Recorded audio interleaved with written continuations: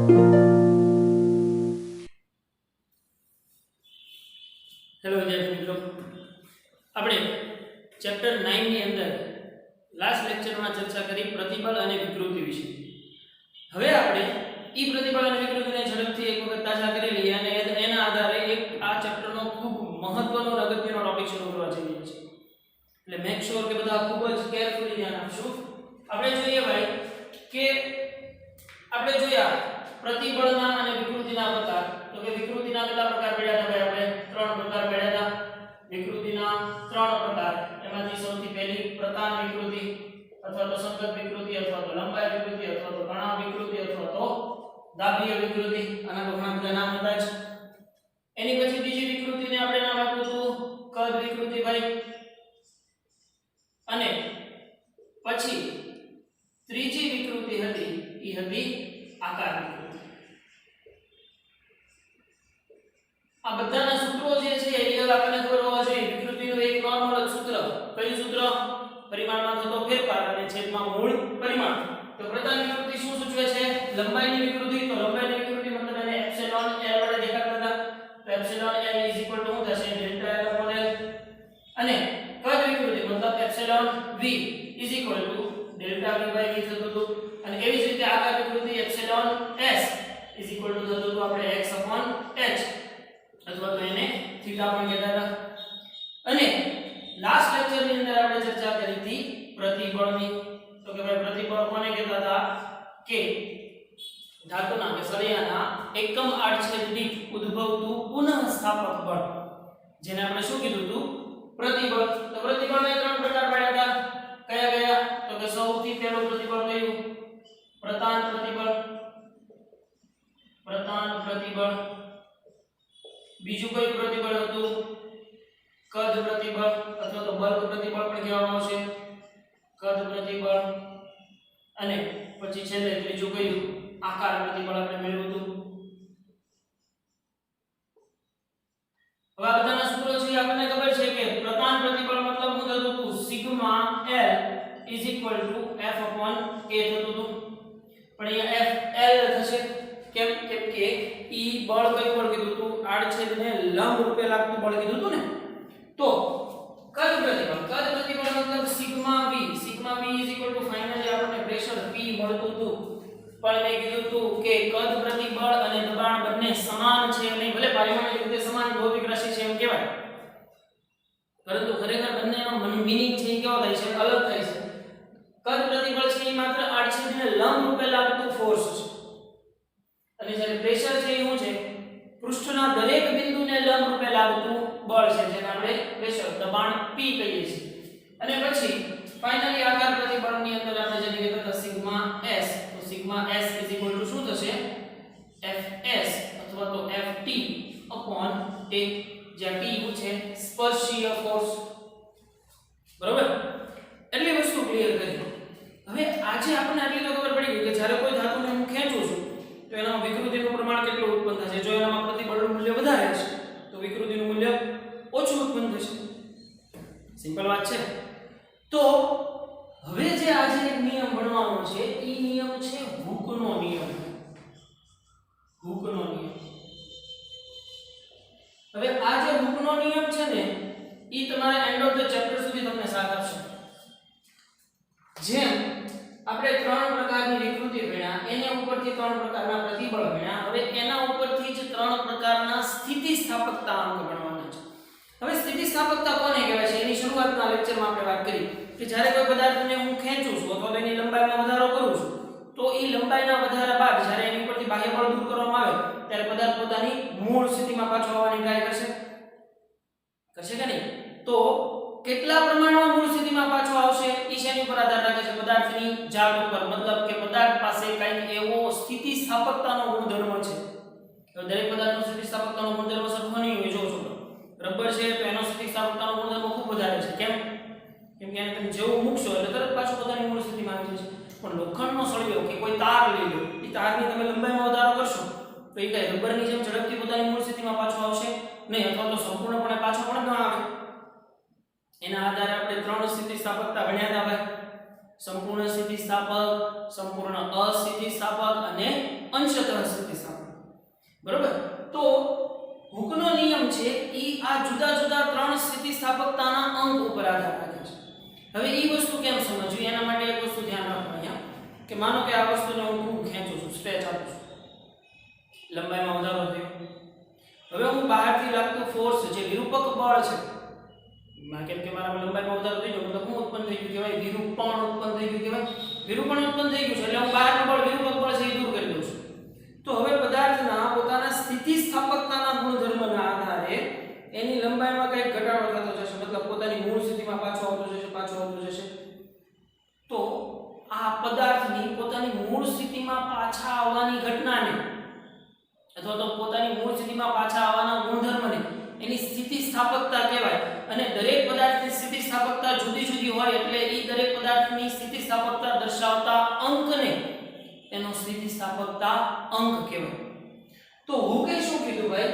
હૂકનો નિયમ એમ કહે છે કે ભાઈ ઓછા વિરૂપણ માટે એનો નિયમ આમ છે ભાઈ, ઓછા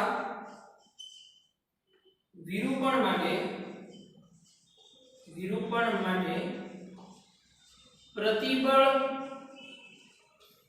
અને વિકૃતિ સમપ્રમાણમાં હોય છે.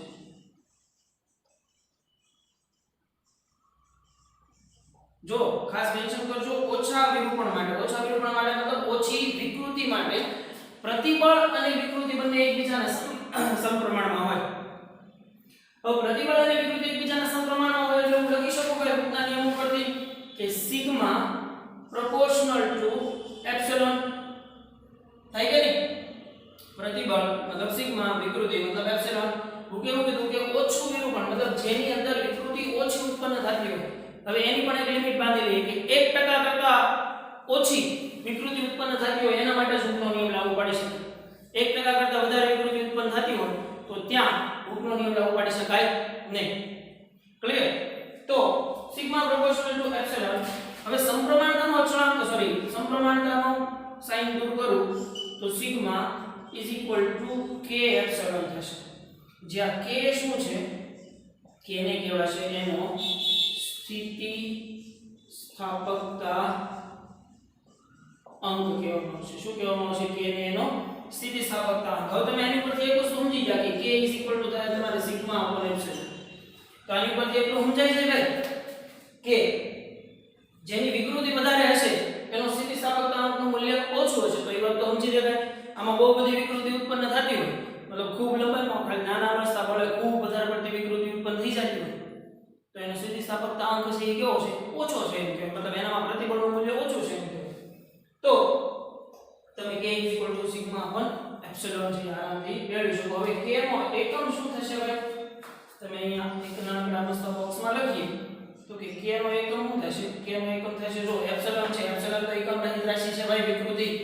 વિકૃતિ એટલે ડેલ્ટા L અપોન L, એકમ રહિત ડેલ્ટા V અપોન V, એકમ રહિત x અપોન x, એકમ રહિત થીટા, એકમ રહિત તો વધ્યું હું સિગ્મા. તો સિગ્માનો એકમ તો શું છે? f અપોન a એટલે ન્યૂટન પર મીટર. તો k પણ શું થશે તમારે? ન્યૂટન પર મીટર સ્ક્વેર. તો ખાસ આ વસ્તુ યાદ રાખવાનું છે કે સમપ્રમાણતા અંક અથવા તો સ્થિતિસ્થાપકતા અંકનો એકમ છે એ શું થશે? ન્યૂટન પર મીટર સ્ક્વેર. સિમ્પલ એટલી વસ્તુ. હવે આ હૂકના નિયમની મદદથી ભાઈ આપણે જુદા જુદા ત્રણ પ્રકારના સ્થિતિસ્થાપકતા અંક શોધશું. જો કેમ આપણે ત્રણ વિકૃતિ ભણ્યા, ત્રણ પ્રતિબળ ભણ્યા. હવે એને અકોર્ડિંગ જ તે ત્રણ સ્થિતિસ્થાપકતા અંક ભણશું. એક જે લંબાઈને પ્રેઝન્ટ કરતો હશે, એક જે છે એ કદને પ્રેઝન્ટ કરતો હશે અને એક જે છે એ આકારને પ્રેઝન્ટ કરતો હશે. એવા આપણે સ્થિતિસ્થાપકતાના અંક ભણીએ. રેડી? તો જોઈએ ભાઈ આ ચેપ્ટરનો મેં કીધું એની છે ખૂબ જ મહત્વનો ટોપિક આપણે શરૂ કરવા જઈ રહ્યા છીએ ભાઈ. તો વાત કરીએ સૌથી પહેલો સ્થિતિસ્થાપકતા અંક જેને કહેવામાં આવશે યંગ મોડ્યુલસ. હવે મોડ્યુલસ મતલબ થાય સ્થિતિસ્થાપકતા અંક.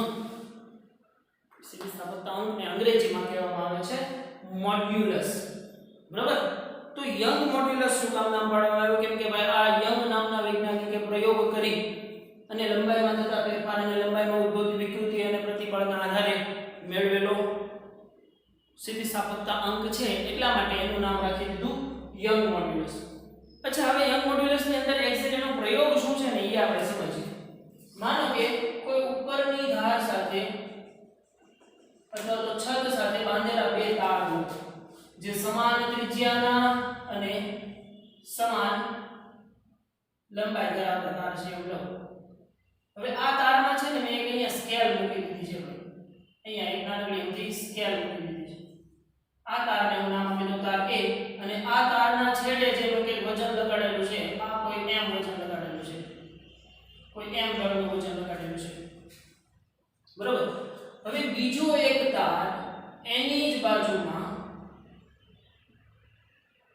આવી રીતે હું મૂકું છું ભાઈ, કે જેની અંદર પણ એક નાનકડી અમસ્તી સ્કેલ છે, અને આ તારના છેડે છે ને હું વજન છે ને એ બદલાવતો જઈશ. આ તારના છેડે વજન છે ને એ વધારતો જાઉં, ઘટાડતો જાઉં. અહીંયા પણ એક સ્કેલ છે, બરોબર. તો હવે થશે શું, કેમ કે આ તાર સંદર્ભ, આ જે તાર છે ને સંદર્ભ તાર કહેવામાં આવશે. શું તાર કહેવામાં આવશે? સંદર્ભ તાર. સંદર્ભ તાર એટલે કે આપણે આ તારની સાપેક્ષે આ તારની લંબાઈમાં થતો વધારો નોંધવો છે. તો આ જે છે તાર છે એને B તાર કહેતો, અને એને પરીક્ષણ તાર અથવા તો નિરીક્ષણ તાર કહેવામાં આવશે. પરીક્ષણ તાર, બરોબર. સિમ્પલ વાત છે ભાઈ. બે તાર છે એને આવી રીતે છત ઉપર લગાવેલા છે. આના છેડે મેં વજન ફિક્સ રાખેલું છે, અને આના છેડે હું ધીમે ધીમે વજન છે એ વધારતો જઈશ. તો જો વજન વધારતો જઈશ એટલે આ જે તાર ઉપર ફોર્સ, જે બળ છે એ નીચેનું, અહીંયા જે mg છે નીચેનું લાગતું હતું ને, આ mg એ કેવું છે? ફિક્સ છે. મતલબ એમ કે હું આના દળમાં કઈ વધારો કરતો નથી. આના દળમાં હું ધીમે ધીમે અહીંયા વધારતો જાઉં. પહેલા 500 ગ્રામ મૂકું, પછી કિલો મૂકું, પછી 150, 1.5 કિલો, પછી 2 કિલો, 2.5 કિલો, 3 કિલો, એવી રીતે વજન છે આની અંદર વધારતો જાઉં. તો શું થશે ભાઈ? આ તારની લંબાઈમાં છે શું થતો જશે? વધારો થતો જશે. કેમ કે આનું mg છે ને એ સતત વધતું જશે. વજન બળ નીચેનું વધતું જાય તો ઓબ્વિયસ વાત છે કે માનો કે આ એક તાર છે એને મેં સ્થિર રાખ્યું છે, આ તારના છેડે મેં ખૂબ વજન રાખ્યું છે, વજન વધારતો જાઉં તો આ તારમાં કંઈક વિકૃતિ ઉત્પન્ન થવાની શરૂઆત થાય. તારમાં વિકૃતિ ઉત્પન્ન થાય મતલબ તારની લંબાઈમાં શું થતો જશે? વધારો થતો જશે. પણ અમુક હદ સુધી વધારો કરી શકશો, કેમ કે અમુક હદ કરતાં વધારે હદે તો શું થઈ જશે? તાર તૂટી જશે, ખૂબ જ પાતળો હોય છે એટલા માટે, બરાબર. તો હવે યંગના આ પ્રયોગે યંગે પણ હૂકનો નિયમ એપ્લાય કર્યો આ તાર ઉપર. યંગે શું કીધું કે ભાઈ લંબાઈ પ્રતિબળ અથવા તો પ્રતાન પ્રતિબળ, એમ કહું, પ્રતાન પ્રતિબળ એ પ્રતાન વિકૃતિના સમપ્રમાણમાં હોય છે. પ્રતાન પ્રતિબળ એ પ્રતાન વિકૃતિના સમપ્રમાણમાં હોય છે. હૂકના નિયમ ઉપરથી એને ડિરાઈવ કર્યું, પણ હૂકનો નિયમ ખાસ મેં કીધું કોની માટે લાગુ પડી શકે છે? ઓછા વિરૂપણ માટે લાગુ પડી શકે છે, બરોબર. જેમાં ખૂબ ઓછી વિકૃતિ ઉત્પન્ન થતી હોય એવા રબર જેવા પદાર્થો માટે નહીં, કેમ કે રબરમાં તમે નામ સામાન્ય ફોર્સ આપો તો પણ ખૂબ વધારે સ્ટ્રેચ ઉત્પન્ન થઈ જાય છે, બરોબર. એને અકોર્ડિંગ એક આલેખ છે જે આની અંદર આપણે જોશું ત્યારે આગળ આલેખ સમજી લઈશું. તો પ્રતાન પ્રતિબળ અને પ્રતાન વિકૃતિ એકબીજાના સમપ્રમાણમાં છે. તો પ્રતાન પ્રતિબળને શેના વડે સંજ્ઞાયિત કરીએ છીએ? સિગ્મા L proportional to પ્રતાન વિકૃતિ એપ્સિલોન L થઈને. જો આની કેવી વાત કરીએ આપણે, પ્રતાન વિકૃતિ અને પ્રતાન પ્રતિબળની વાત કરી તો સમપ્રમાણતાનો ચાર્ટ દૂર કરું તો sigma L is equal to y, capital Y epsilon L થશે. જ્યાં કેપિટલ Y ને યંગ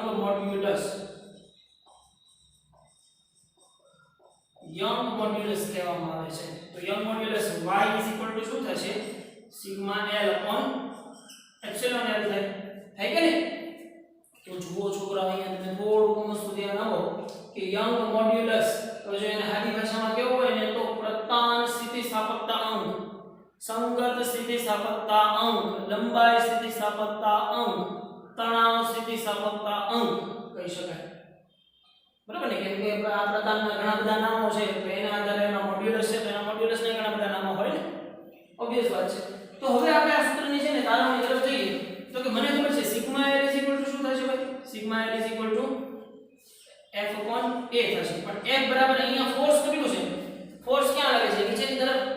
લાગે છે mg જેટલું ફોર્સ લાગે છે લાગે છે ને આ ધાર પર ફોર્સ કેટલું લાગે છે બરાબર mg જેટલું જે ક્યાં લાગે છે નીચેની તરફ લાગે છે તો મૂકી દો mg એ એટલે શું થાય આ તારના આડછેદનું ક્ષેત્રફળ ભાઈ તો આ તારના આડછેદનું ક્ષેત્રફળ કેટલું થશે પાઈ r સ્ક્વેર માનો કે આ તારની રેડિયસ છે એ કોઈ સ્મોલ r હોય તો સિગ્મા l થાય mg pi r સ્ક્વેર તો એવી જ રીતે એપ્સિલોન l શું થાય ભાઈ એપ્સિલોન l તો સિમ્પલ છે ડેલ્ટા l l થાય કે નહીં તો હવે હું યંગ મોડ્યુલસ y ના સૂત્રની અંદર મૂકું તો યંગ મોડ્યુલસ y મને શું મળે ભાઈ તો કે mg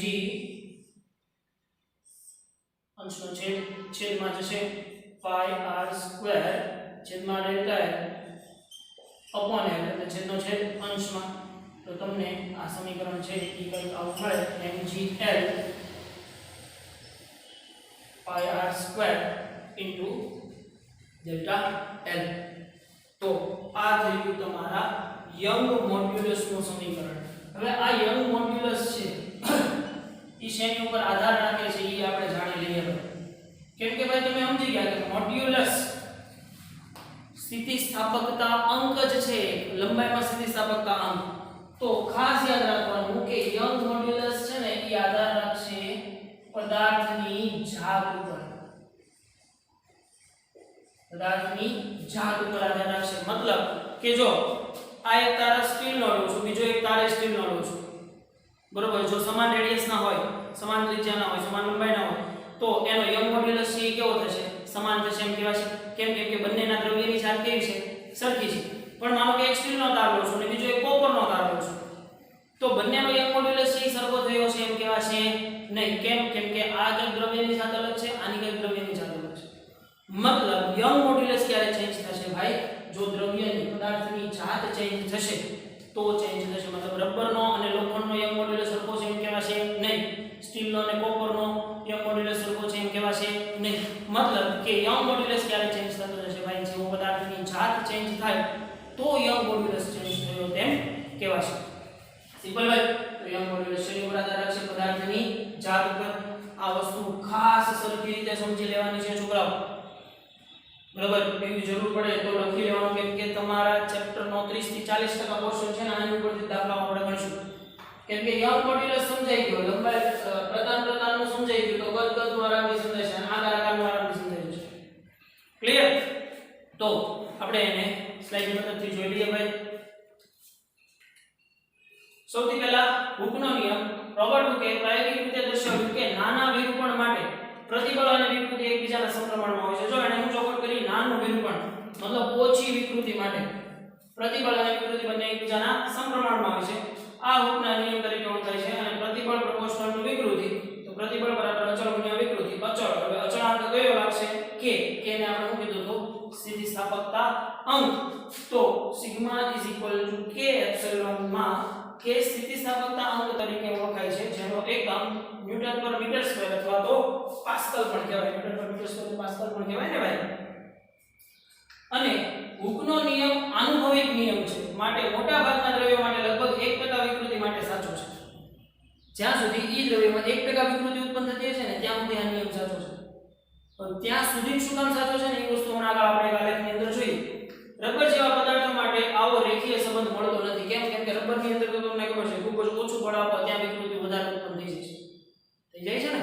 તો રબર જેવા પદાર્થો માટે આ હુકનો નિયમ લાગુ પાડી શકાય નહીં તો એના આધારે આ એક આલેખ આપણે સમજવો છે ભાઈ ખૂબ ધ્યાનથી સમજજો આલેખ સમજવા માટે ભાઈ આપણે એક વસ્તુનું અહીંયા ધ્યાન રાખીએ કે જો હું પ્રતિબળ વિરુદ્ધ વિકૃતિનો આલેખ દોરું પ્રતિબળ વિરુદ્ધ વિકૃતિનો આલેખ દોરું મતલબ કે sigma proportional sigma versus epsilon આલેખ દોરું તો એ આલેખ સમજવા માટે છે ને હું એક ઉદાહરણ ધ્યાનમાં લઈ લઉં એ ઉદાહરણ ધ્યાનમાં લેવા માટે હું કરું માનો કે મારી પાસે કોઈ એક નરમ ધાતુનો સળિયો છે આ નરમ ધાતુના સળિયાને હું બે બાજુથી ખેંચું છું ખેંચતો જાઉં છું શરૂઆતમાં શું થશે નાની વિકૃતિ માટે હુકનો નિયમ પડાય છે મતલબ શરૂઆતમાં પ્રતિબળ અને વિકૃતિ બંને એકબીજાના કેવા છે સમપ્રમાણમાં છે તો પ્રતિબળ અને વિકૃતિ એકબીજાના સમપ્રમાણમાં હોય તો ઈ લાઈન કેવી મળશે શરૂઆતમાં સ્ટ્રેટ મળશે તો માનો કે આ સ્ટ્રેટ લાઈન મળી ઈ જે મહત્તમ સ્ટ્રેટ લાઈન મળી ઈ બિંદુને મેં કહી દીધું સમપ્રમાણતા હદ મતલબ અહીંયા સુધી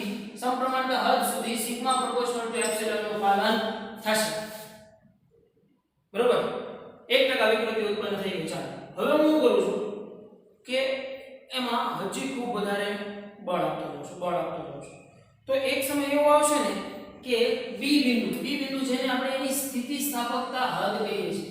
મતલબ કે અહીંયા સુધી મેં થોડો ખેંચો વધારે 1% કરતા વધારે વિકૃતિ ઉત્પન્ન થઈ તો હજી પદાર્થના ગુણધર્મના આધારે પદાર્થ પાછો પોતાની મૂળ સ્થિતિમાં પાછો આવવા માટે કેપેબલ છે.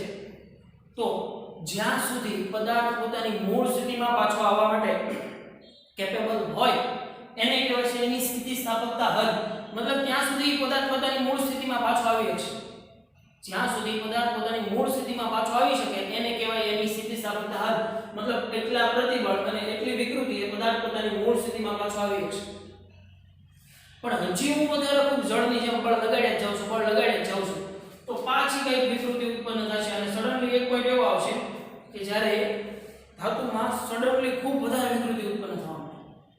ખૂબ વધારે જો અહીંયા તમે જોઈ શકો કે પ્રતિબળ વધશે પણ વિકૃતિ પણ ખૂબ ઝડપથી વધશે. અને એક છેલ્લો પોઈન્ટ ડી પોઈન્ટ એવો આવે કે આ જે એટલા સુધી છે ને પ્લાસ્ટિક વિરૂપણ કહેવાય. પ્લાસ્ટિક વિરૂપણ શું કામ? કેમ કે જો અહીંયા પ્રતિબળનું મૂલ્ય ખૂબ ઓછું અને અહીંયા વિકૃતિનું મૂલ્ય ખૂબ વધારે. પછી કઈ નહીં તમે આને જો ડોટેડ લાઈનથી ડ્રો કરો ને તો અહીંયાથી જુઓ તો આ આટલું પ્રતિબળ મળે છે, આ એટલું મને સિગ્મા મળે છે અને વિકૃતિ છે એ મને કેટલી મળે છે? આટલી મળે છે. તો તમે આરામથી જોઈ શકો ભાઈ કે પ્રતિબળનું મૂલ્ય ઓછું અને વિકૃતિનું મૂલ્ય વધારે. કોના જેવો કિસ્સો થયો? રબર જેવો, પ્લાસ્ટિક જેવો કિસ્સો થયો કે ભાઈ કે રબર ને પ્લાસ્ટિકની અંદર ઓછું પ્રતિબળ હોય અને વિકૃતિ વધારે હોય. એટલે આ જે કર્વ છે ને ઈ કર્વને કેવો કર્વ કહેવામાં આવશે? પ્લાસ્ટિક વિરૂપણ કહેવામાં આવશે.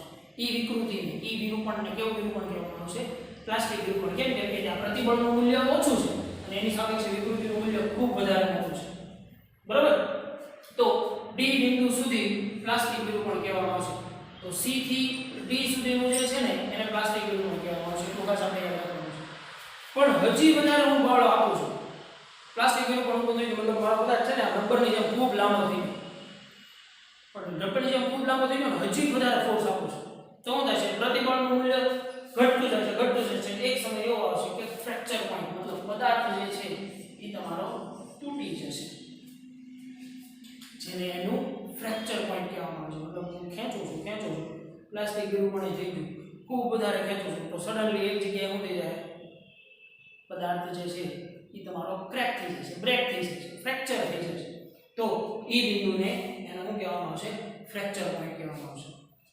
અને આ જે આટલો ભાગ દેખાય છે સી બિંદુથી જે તમને આટલો ભાગ દેખાય છે આ આટલી કાયમી વિકૃતિ કહેવાય છે. જો ફ્રેક્ચર પોઈન્ટ સુધી ન પહોંચો ને તો ફ્રેક્ચર પોઈન્ટ સુધી પહોંચો તો એ કાયમી વિકૃતિ થઈ જ ગઈ.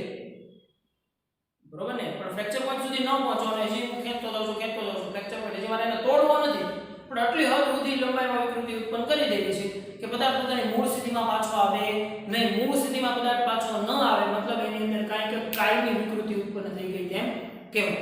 તો આટલા પોર્શનને કે જે 0 છે જેને આપણે કહીશું આટલી એનામાં કાયમી વિકૃતિ ઉત્પન્ન થઈ જાય છે. કાયમી સ્થાપન મતલબ કે પદાર્થ છે એ હવે કાયમ માટે એવો ને એવો જ રહેશે. મતલબ એની લંબાઈ પહેલા જેવી હવે મૂળ સ્થિતિમાં પાછી આવશે નહીં. ક્યારે? કે જ્યારે પદાર્થને તમે એની સ્થિતિસ્થાપકતા હદ કરતા વધારે બળ આપશો ને.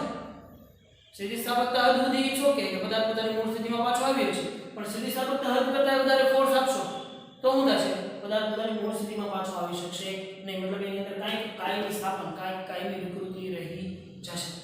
સિમ્પલ ભાઈ આ આલેખ છે એને બહુ આરામથી શાંતિથી સમજી લો. વિડિયો હોય તો વારંવાર રિવાઇઝ કરીને, કેમ કે આનું ડિસ્ક્રિપ્શન છે એ તમને બહુ હરખી રીતે આપેલું નથી મટીરીયલમાં. બરોબર છે? એનસીઈઆરટી ની અંદર જ આપેલું નથી એટલા માટે કોઈ ચિંતા નથી. તો જોઈએ હવે આનાથી આગળ.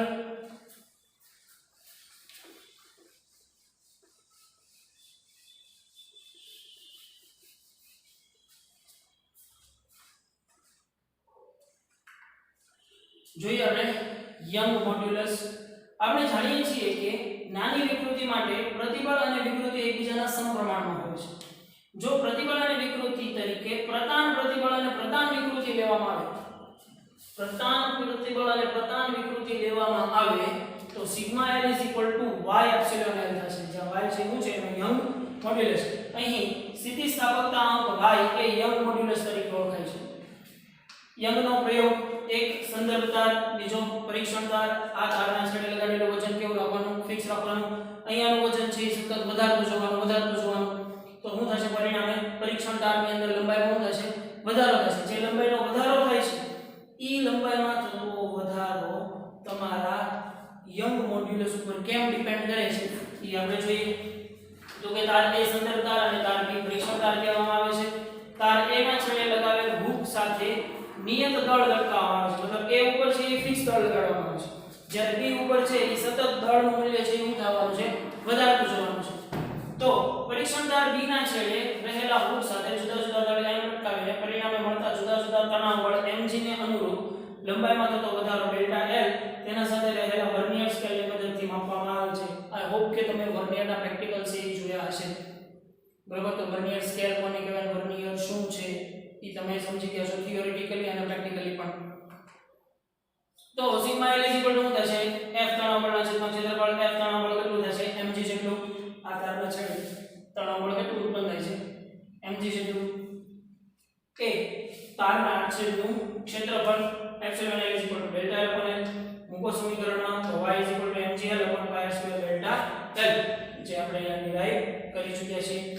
તો યંગ મોડ્યુલસ પદાર્થના દ્રવ્યનો ગુણધર્મ છે.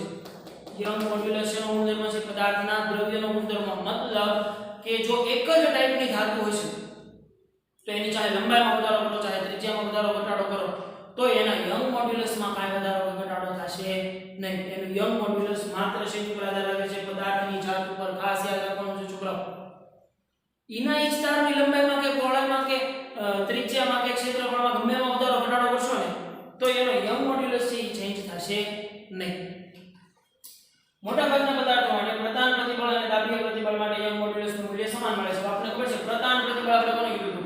જો જે બળની અસર હેઠળ લંબાઈમાં વધારો થતો હોય એને આપણે પ્રતાન પ્રતિબળ કીધું હતું. અને દાબીય પ્રતિબળ મતલબ કે જેના કારણે લંબાઈમાં ઘટાડો થતો હોય એને આપણે દાબીય પ્રતિબળ કીધું હતું. તો બંને પ્રતિબળ માટે યંગ મોડ્યુલસનું મૂલ્ય કેવું રહેશે? સમાન. કેમ? કેમ કે યંગ મોડ્યુલસ આધાર જ દ્રવ્યની જાત પર રાખે છે. સો ધેટ ડઝન્ટ મેટર કે ઈ પ્રતાન પ્રતિબળ છે કે દાબીય પ્રતિબળ છે. બરાબર? જ્યારે હાડકાં અને કોન્ક્રીટ જેવા પદાર્થો માટે આમ થતું નથી. હાડકાં અને કોન્ક્રીટ માટે પ્રતાન અને તણાવ બંને સમાન હોતા નથી. કેમ કે હાડકાઓ છે અને કોન્ક્રીટ છે એનું ફ્રેક્ચર પોઈન્ટ ખૂબ નજીક હોય. ફ્રેક્ચર પોઈન્ટ ખૂબ નજીક હોવું મતલબ શું થશે કે એમાં તમે જાજી વિકૃતિ ઉત્પન્ન નહીં કરવી પડે. થોડી કે વિકૃતિ ઉત્પન્ન કરવાની ટ્રાય કરશો તો એ ક્રેક થઈ જાય. તો ભાઈ આપણે આરામથી આપણા હાડકા છે એ લાંબા કરી શકતા હોઈએ તો હાઈટનો પ્રોબ્લેમ જ ન રહે કોઈને. બરોબર ને? જો આપણા હાડકાઓ છે એ ફ્લેક્સિબલ હોય તો તમે આરામથી હાડકાની સાઈઝ વધારી ઘટાડી શકો. પણ એવું કરી શકતા નથી. કેમ? કેમ કે એનો ફ્રેક્ચર પોઈન્ટ ખૂબ નજીક છે. મતલબ એની પર થોડુંક પણ વિરૂપક બળ લગાડવામાં આવશે તો એનું તરત ફ્રેક્ચર થઈ જશે. મતલબ ત્યાંથી ઈ પદાર્થ છે એ તૂટી જશે. એટલે આ વાત છે એ હાડકા અને કોન્ક્રીટ માટે લાગુ પાડી શકાય નહીં. કેમ? કેમ કે એનો ફ્રેક્ચર પોઈન્ટ ખૂબ જ નજીક છે. અહીંયા તમારે લખી નાખો એકાદ MCQ માં આગળ આવશે. હાડકા અને કોન્ક્રીટ માટે આ પ્રતિબળનું મૂલ્ય સમાન હશે નહીં. કારણ કે એના પ્રતિબળના મૂલ્યના આધારે એના ફ્રેક્ચર પોઈન્ટ છે એ કેવા હશે? ખૂબ જ નજીક હશે. સિમ્પલ વાત. તો જોઈએ આપણે હવે 1 by 1 MCQ જો છોકરાઓ. આના MCQ છે ને 1-2 લેક્ચર સુધી ચાલશે. પણ આપણે પહેલા ધીમેથી ઉપરથી શરૂઆત કરતા આપણે ખૂબ ડીપમાં જવાનું છે યંગ મોડ્યુલસ. બરોબર? એટલા માટે ખાસ ધ્યાન રાખજો. અહીંયા તમને હવે પ્રતિભાવોમાં આ વસ્તુ રિવિઝન વારંવાર નહીં કરવાનું. હવે આ વસ્તુ તમને ખ્યાલ જ રહી ગયો હોવો જોઈએ. એટલે હવે સીધા યંગ મોડ્યુલસથી શરૂઆત કરશું આપણે. બરોબર? તો જોઈએ છોકરાઓ SLP ના MCQ માં MCQ નંબર 15 L લંબાઈ અને R ત્રિજ્યા તારના દ્રવ્યનો યંગ મોડ્યુલસ y છે. જે તારની લંબાઈ L છે એની ત્રિજ્યા R છે એનો યંગ મોડ્યુલસ y છે. જો તારની લંબાઈ ઘટાડીને L/2 જો તેની એટલે મતલબ તાર એનો એક છે અને ત્રિજ્યા ઘટાડીને R/2 કરવામાં આવે તો યંગ મોડ્યુલસ શું થાય? આ તાર છે જેની લંબાઈ L છે ત્રિજ્યા R છે. હવે હું કે નાખું છું લંબાઈ અડધી કરી નાખું ત્રિજ્યા અડધી કરી નાખું છું તો આ તારનો યંગ મોડ્યુલસ શું થાય? વિચારો. આનો આ જ તાર છે. મતલબ દ્રવ્યની જાત આની આ જ છે. દ્રવ્યની જાત ચેન્જ થાય નથી. દ્રવ્યની જાત ચેન્જ ન થાય તો યંગ મોડ્યુલસ ચેન્જ થાય ભાઈ. જો અહીંયા યંગ મોડ્યુલસ y હોય તો અહીંયા પણ યંગ મોડ્યુલસ y જ રહે. રહે કે નહીં?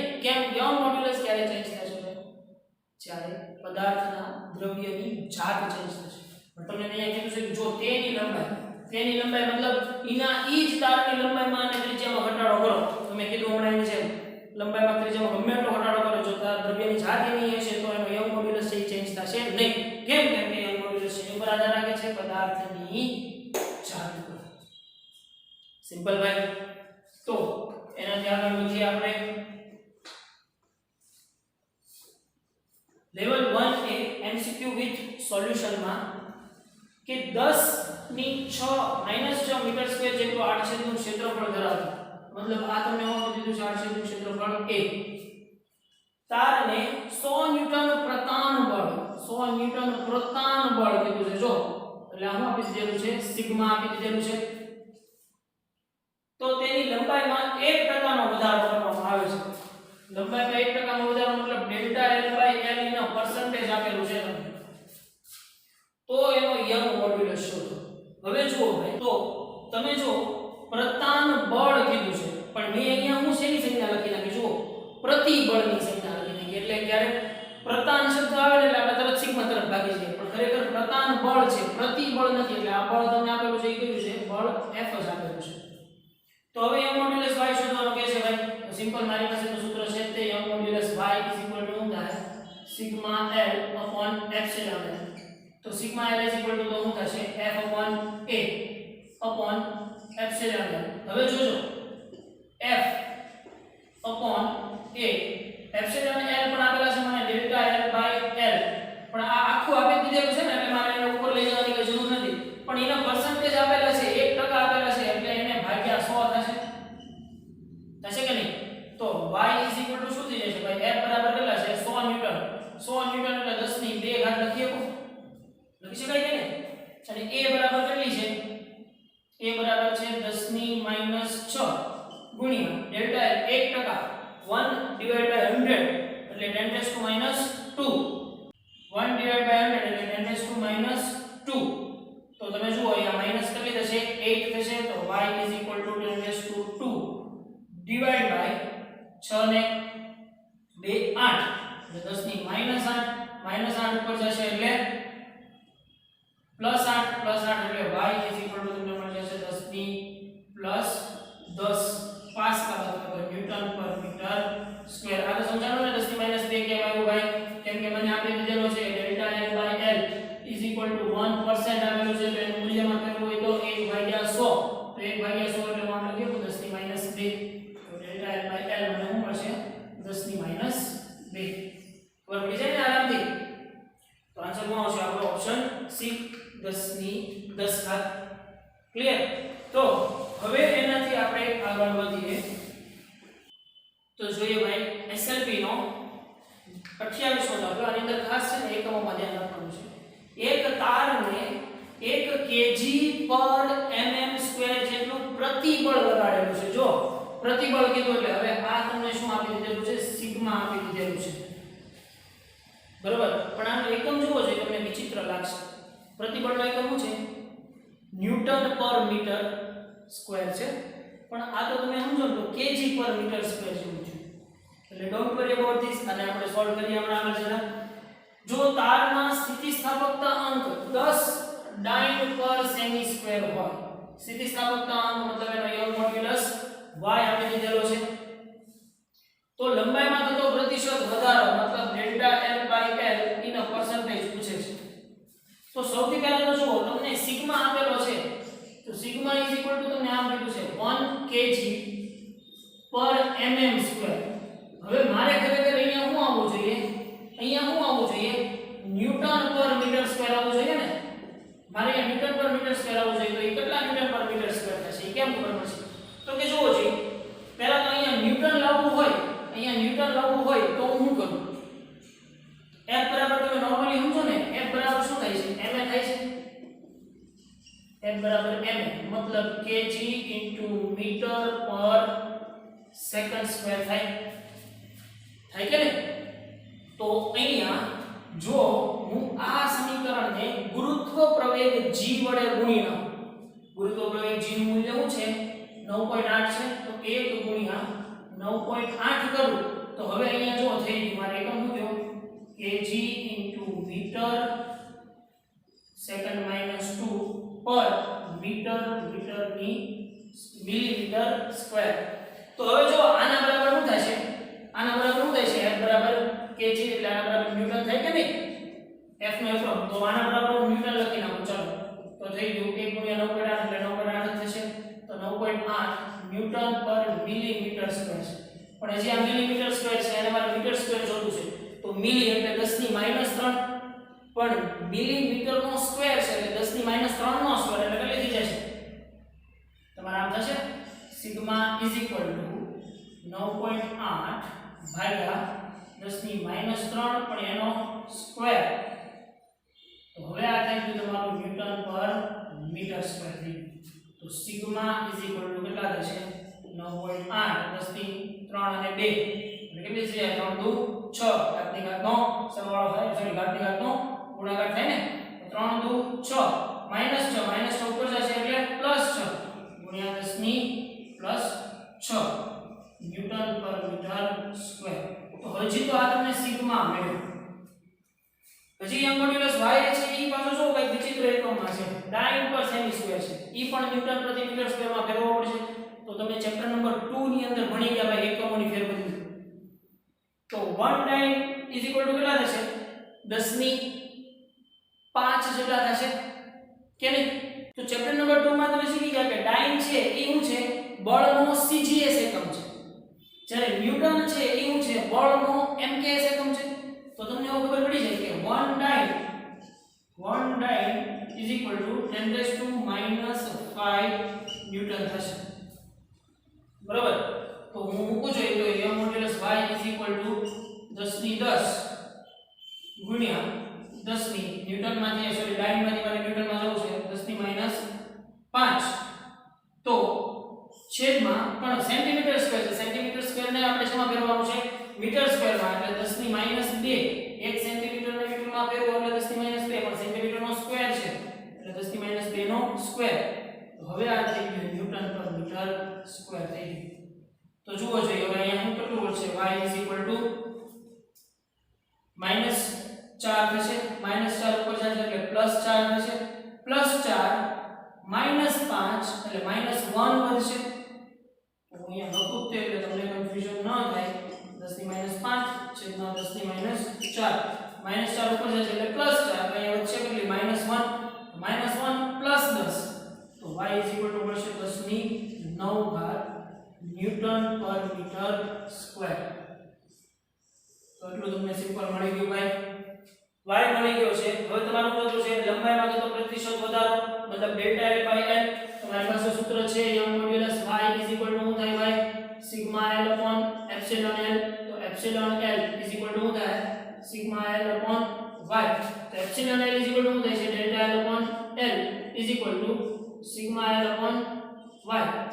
સિગ્મા કેટલો મળ્યો છે? 9.8 ગુણ્યા 10 ની 6 અને યંગ મોડ્યુલસ y મને કેટલો મળ્યો છે ભાઈ? 10 ની 9 ગુણ્યા 10 ની 9 બરાબર ને? છેદમાં 10 ની 9. તો હવે તમે જુઓ અહીંયા આરામથી તો 10 ની 9 ઉપર જશે એટલે -9 થશે. તો -9 અને +6 તો માઈનસ ઉપર જશે એટલે -9 તો -9 અને +6 એટલે -3 વધશે. તો તમને ΔL/L = કેટલા મળ્યા? 9.8 ગુણ્યા 10 ની -3 બરોબર. પણ તમારે પ્રતિશતમાં જોતું છે. પ્રતિશતમાં જોતું હોય તો શું કરશો? ΔL/L = 9.8 ગુણ્યા 10 ની -3 ગુણ્યા 100. કોઈ પણ ટકામાં ફેરવો હોય તો એને ગુણ્યા 100 કરવા પડે ને. તો કર્યા 100.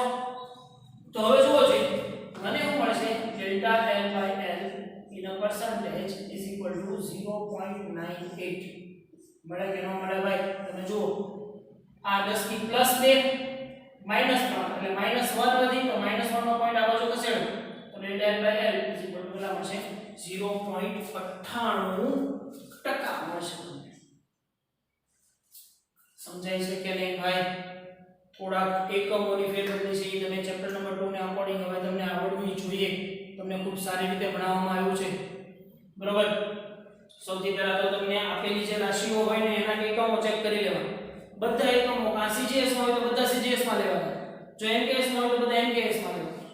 તો અહીંયા પહેલા મેં સિગ્મા ને ફેરવો, ખાસ આ જે વસ્તુ છે ને એ કંઈક લખવી હોય ને તો લખી રાખજો, એટલે આગળ જતા તમને કોઈ કન્ફ્યુઝન થાય નહીં. ઓકે ભાઈ, તો આગળ વધીએ હવે.